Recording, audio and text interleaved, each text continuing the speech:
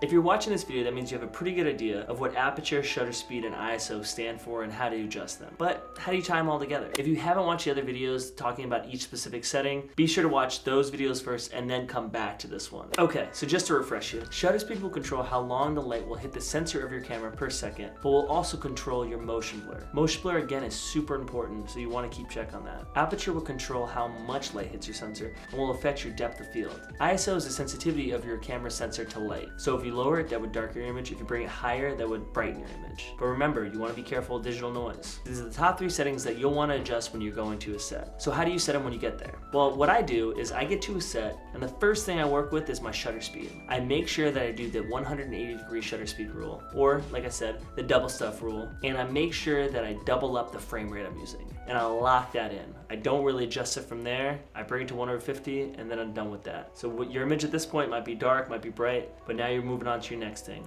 aperture. For me, I do a lot of close-ups, and I live in a lot of close-ups, so I bring my aperture down as low as I can go to where I get the proper light. I really don't try to go higher than f5.6 unless I really need to or the scene calls for it. Other sets that have had the luxury of having nice production value and production design, I have wanted to see everything in focus, so I brought the f-stop a little higher. I've set my shutter speed, I've set my aperture, and now I'm at my ISO. Now, depending if I'm shooting outside or inside, it's going to be a huge difference. If I'm shooting inside, I might need to crank my ISO up to 1600. Again, I don't like to go over 1600, so that must mean that I'm in a darker room. If I'm outside, I try to crank my ISO all the way down to 100. So believe it or not, even after all this, you still may run into 2 problems. If you're outside in the middle of the day and it's noon and it's way too bright out there, you may crank your ISO all the way down to 100 and your aperture is somewhere in the middle because you don't want to get it too dark and you don't want to get it too bright, but you also want to keep some things blurry. And you don't really want to mess with your shutter speed because you want to keep that natural motion blur.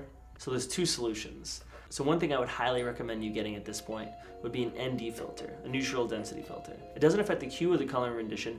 It's essentially just like sunglasses for your camera. So it's gonna cut down the light a little bit and it will allow you to still kind of affect your aperture. If you wanna get that low aperture and you wanna get that blurry background, but you don't want it to be super overblown, the ND filter is gonna be very important and very money to really get that effect. The second thing that you could do is you could adjust your shutter speed, but sometimes you're in tight situations and you don't have an ND filter, you're running on a budget, and you gotta get a shot. Just keep in mind if you do that, it will be a little more sharp and crisp and maybe the natural I would see. But to be honest, early on when I was shooting, I would mess around with that thing all the time. The more I shot, the more I learned about motion blur. Like I said in the shutter speed video, a lot of vloggers use high shutter speed. So don't get too stressed or too worried if you tend to have to use this from time to time. But as you start using your camera more and as you start doing more storytelling, I would try to keep your camera at 1/50 and getting that ND filter. In the information below, I'll have a link for the ND filter I have, and I'll have other ND filters down there so you kind of can scan around and see what it works for your budget. And the second problem is if it's too dark, you're going to want to crank your ISO all the way up and bring your aperture down.